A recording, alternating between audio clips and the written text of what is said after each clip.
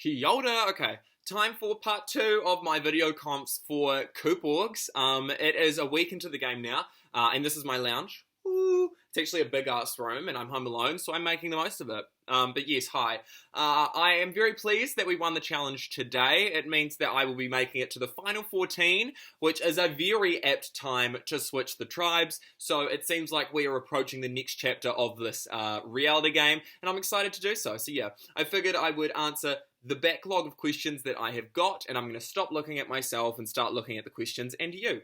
So the first questions, how do I feel about the powers, and how do I plan to use them effectively? So I'm a monk.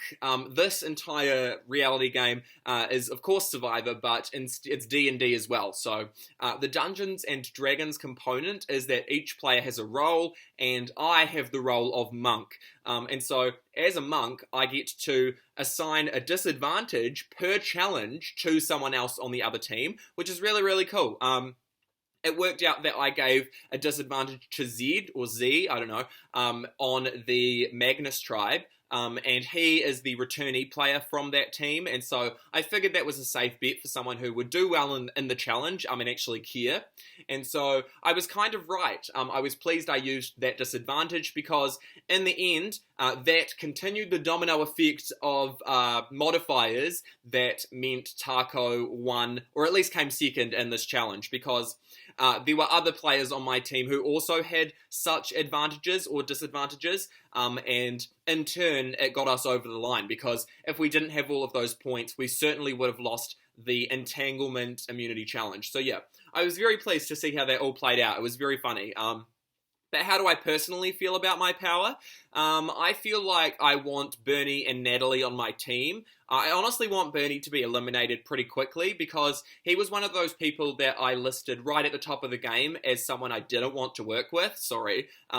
I could pick it up right from the start, and the list of people I named, and people who I picked out from the tavern chat, which was our, before the game started sort of twist, where we got to talk to everyone, those people have been going home, so I hope that I can send home Bernie, because, yeah, he's another monk. But then on the flip side, Natalie is another monk as well, so I want to be on her team if we do switch tribes, because I just don't want people to use the disadvantage against me.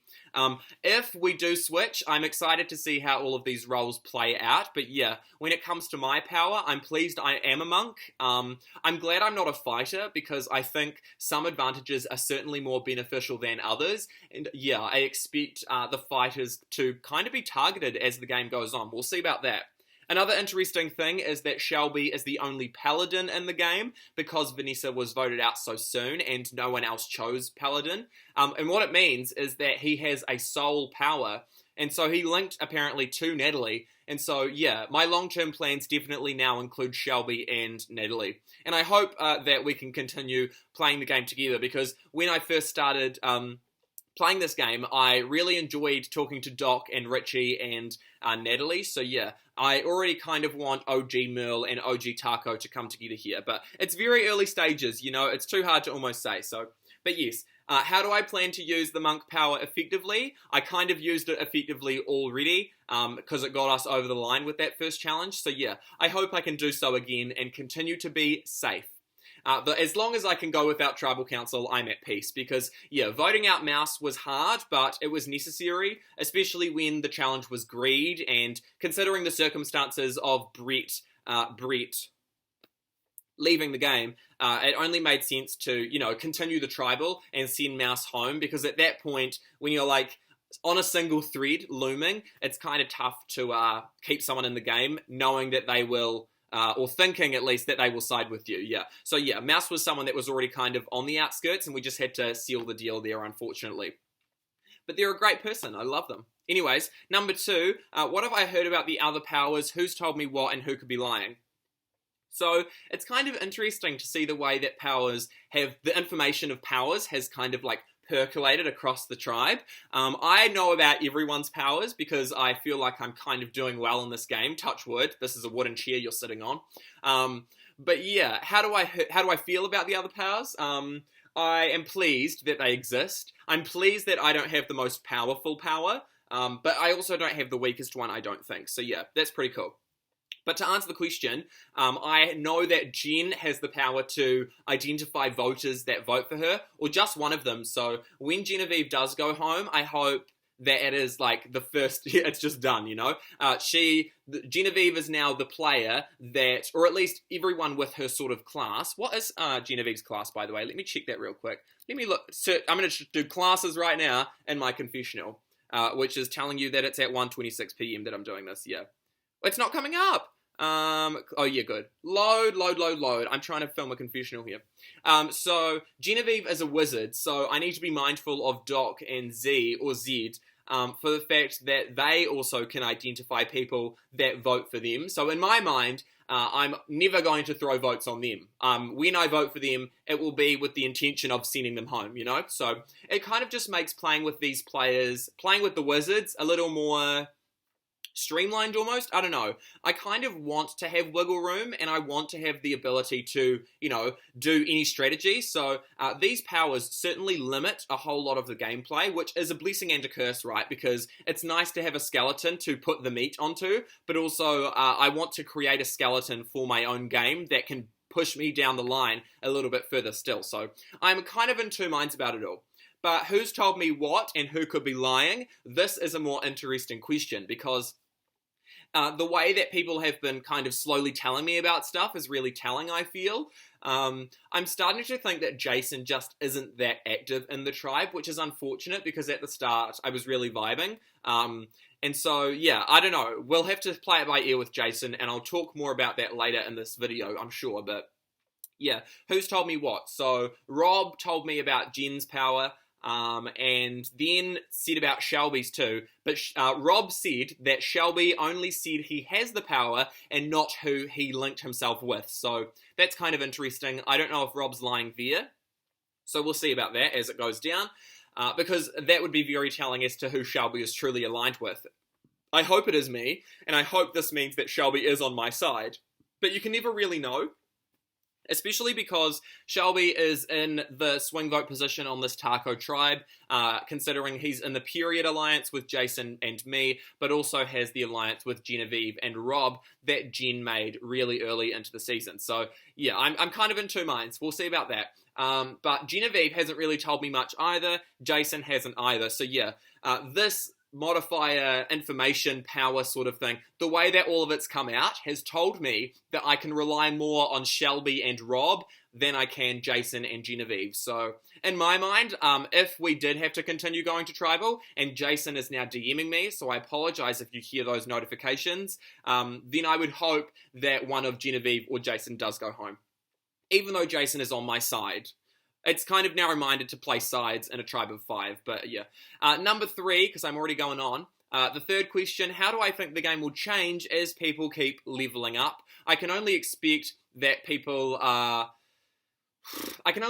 power-ups are going to get more intense. I'm nervous to see how all of these powers grow. I wonder if maybe as you level up that the powers we have will just become more severe. Like maybe I can apply it to 2 people instead of 1. I'm also curious as to what, say, the wizard or paladin could do, because yeah, I'm curious as to how those advantages kind of could be extended. I'm trying to use my host org knowledge or org host knowledge to predict it, but yeah, it's kind of tough. I don't know. Thinking it'd be the last time, even if I'm happy it's over, bittersweet. Oh, sorry, Jason. He's going through a lot.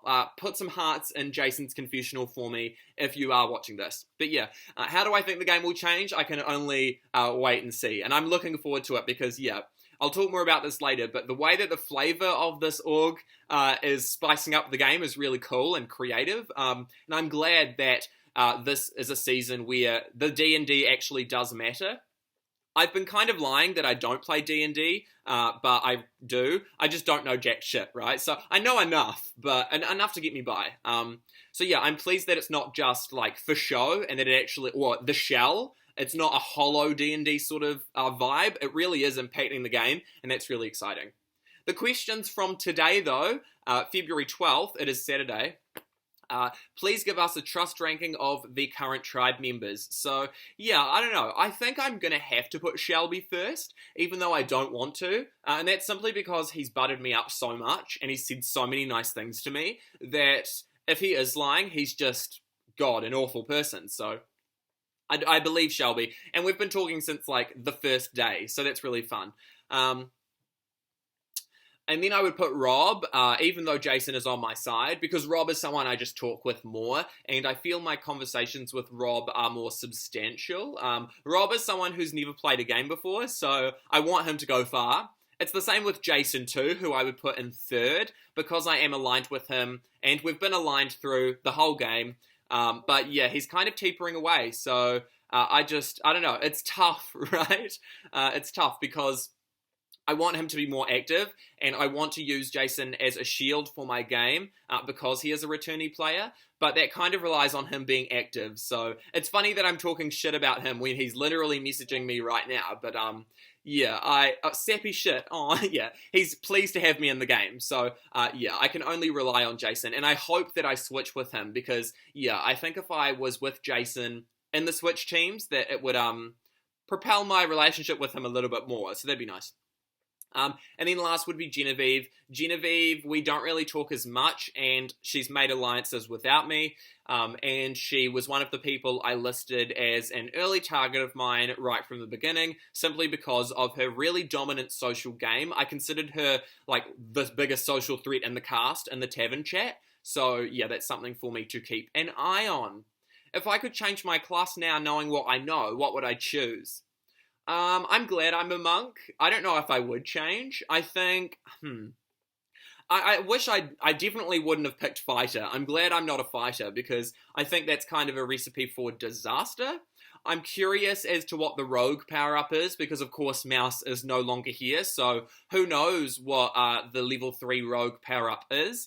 But if I had to pick any of the other ones, it would probably be Paladin because Shelby has already built a connection across tribes, and that's really pivotal, and it really sets him up for down the road, so yeah, I might have to send Natalie home earlier than I want to, or maybe even Shelby, because of the fact that they are tied together until Final 6, but it is something I hope I can piggyback on as the game goes on. So yeah, Paladin's probably my answer, but I'm glad I'm a monk. I probably wouldn't change.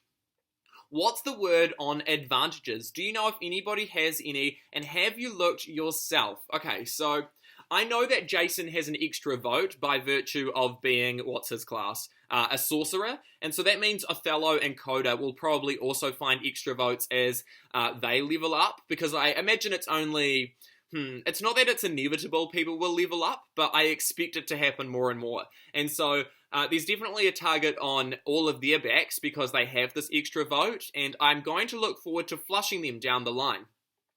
It's definitely something to keep in mind, but also an advantage is not as powerful if more people know about it, so yeah, I'm not so worried. I've wondered if there are actually advantages and hidden idols in this season. I don't know. I've been trying to look around, and now that I speak all of this out, I might have actually caught Rob out. Am I having a Kelly Kim epiphany moment? I think I am. So I was talking with, let me stop for a second. I was talking with Rob this morning, and he said something about idols. Where was it? I love our tribe so much. Totally want to be swapped together. We'd do some damage. He wants to build an onion alliance, which I think is really cool. And I'm glad that he's not the first boot like he thought he was going to be because it's a new thing for him. Where is it? Yeah, I don't know. But he mentioned idols. He said the word idols, and that caught my attention. Oh, there it is, yeah. So I'd love to connect with more people and kind of build an onion alliance with us in the center. Also, did you know there were idols in this game? I'd love for that to be a thing we could leverage, but like I don't even know how we'd find them. Yeah, so it's interesting. I guess he's assumed that based on you, the staff, asking us about advantages, whether there is idols out there. I've been searching the server the whole season and been doing like random commands whenever I find a chance to. And I've literally checked every single person in the server's roles to see if there is anything here. I even tried to download a... I thought to myself, oh, let me try and download a command search so I can like see all of the commands in the server. But then I thought that was kind of cheaty, so I didn't. But yeah, I've been searching really intensely, and it's annoying that I can't actually find it because I feel like there has to be idols out there. What's a Survivor game without idols? But then the other part of my mind is saying maybe all of this D&D flavor is complicated enough and the idols aren't going to come into play until later. I wondered about that. I've also been checking all of the episode banners. I've truly been going ham. So if I can't find it, then I guess it's just not meant to be that I find it. In the last org I played, which was Luminosity Survivor, which is currently at Final 6, I actually used my idol in Episode 1. I found an idol and used it immediately in Episode 1, and I sent someone home. It was a split tribe, 3-3 right from the start. Mind you, it was alumni and newbies, but yeah, 3-0. I sent this person Hi home. Shout outs to Hi from Germany. I shouldn't have sent Hi home. I should have sent Turi home. I digress. I guess I'm all idled out is what I'm saying, is that I've, used up my idle luck for at least this month of orgs. But yeah, I'm annoyed that I haven't found one, and I hope maybe if anyone finds one that they tell me about it, right? I would love to know where all of these things are. But yeah, I have really wondered if there aren't any because, as I say, the flavor is really strong. It's a strong flavor in this game. And then finally, I've already talked for so long. Has the video stopped recording or something? Yeah, it's 16 minutes already. I have a few questions that I'm going to ask myself. The first is predictions for the future, because I really do assume we are swapping next. Not that I'm going to make an ass out of you and me. I don't want to wrongfully put all of my eggs in the we are swapping into 2 tribes of 7 basket, but I really do think we are. And so I hope that I switch with the likes of Doc, Richie, Natalie, Shelby, honestly, any tacos. I'll take anyone on this team. And yeah, hopefully I can make my way through it. Knowing that there is, I'm sure, likely, touch wood again, I'm surely going to be with someone who's on my team, right? Right now, I'd hope. Even because it would suck absolute ass if I was the only person on one tribe and then all 4 of the people on Taco right now, besides me, were on the other team. Can you imagine? That would suck because then they would have a majority and it would be kind of clear to vote me out. But I would be like Sierra from Kagayan, which if you don't understand that and if that is a spoiler to you, treat yourself with Kagayan. Wow. But yeah, my predictions are we're swapping next and I'm excited to see how these tribes play out. It's going to be interesting to see how the classes are split across the teams because I hope that my tribe is super even, of course. But of course, that's something I can't really predict. Anyway, thoughts on the impact of D&D flavor. I was going to talk about this, right? So yeah, I'm so pleased, but it just means something that I cannot control. And so I've just got to let it happen. I'm being free-spirited, letting it happen. And it's really fun. It's really fun to see how all of these classes are going to level up, and yeah, it's really fresh. So, Cooper, if you are watching this, which I assume you are because I bet you watch every video confessional, I don't know, I would really love to commend you. In fact, I don't know why I worded it like that. I am going to commend you. This is me commending you for how awesome the flavor of this season is. I've hosted orgs for 2 years now, so yeah, I've never seen some stuff like this, and it's so cool to see it all play out. So yeah, I'm just so proud. It's really fun. I don't know why I'm proud. I'm just proud to see other org hosts come out with new stuff. It's fascinating how org communities and online reality games continue to be new and innovative and fresh, even though they've been going on for so long. But now I can take a deep cleansing breath because I'm coming to the end of this big ramble.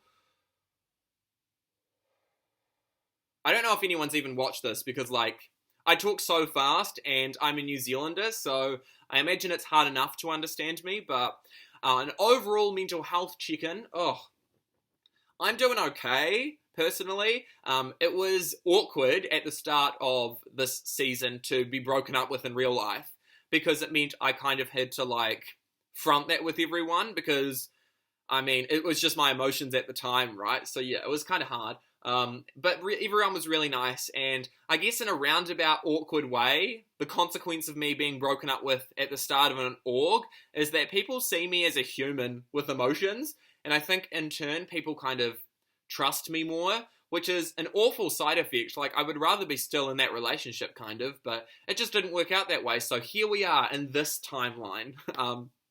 But my first week of CoopORGs, the Adventure Zone, has been so fun. It's been such a blast, and I hope that I can continue forward and make the merge. Hey, that's probably my first goal here, is to make merge, because I haven't made merge in my last 2 seasons, and I really want to do so because I certainly have a fire. Like, I'm making a 20-minute long video confessional right now for you, so this is the one I hope I can win, and really cement my place as a fantastic org player, because it's been 2.5 years, almost 3 years of me playing these games, and I've never won a game. The closest I've ever come to winning is second place in the first ever game I did, Lad Viver, which I was then owner of, and I've stepped down now to be production only, but I'm like I feel like the gunkle of that org, so it's really cool to be there still. I digress. Week 1 summary, I'm just pleased. Overall mental health check-in, I'm just pleased. And I can, really hope, and I can see a future for myself, and I can only hope that it will play out the way I want it to. But yeah, so much about orgs is luck, so I just hope luck is on my side. In saying all of this, I have won some short speeds before. I'm actually a double winner on Brady's speeds. And so, yeah, I've won speeds, but I want to win a long game, and I want to, like, put a month in and really meet these people and get to know these people. So yeah, I hope it will all work out for me. We'll see. I've gone on for so long. This is honestly probably one of the longest video confessionals I maybe have ever done, which is fierce. It's because I haven't done a video in 3 episodes, so I would apologize for that, but I don't know if anyone else is kind of doing these videos. So hey, what are expectations but premeditated resentments? I am a motivational speaker, apparently. Thanks for listening if you have, and I will catch you on the flip side. I hope I can continue through the game, and yeah, thank you so much for having me. If you have watched this far, then please put a pride flag as a reaction underneath this video. Okay, I'm done. Goodbye. Oh, he, she, they, we.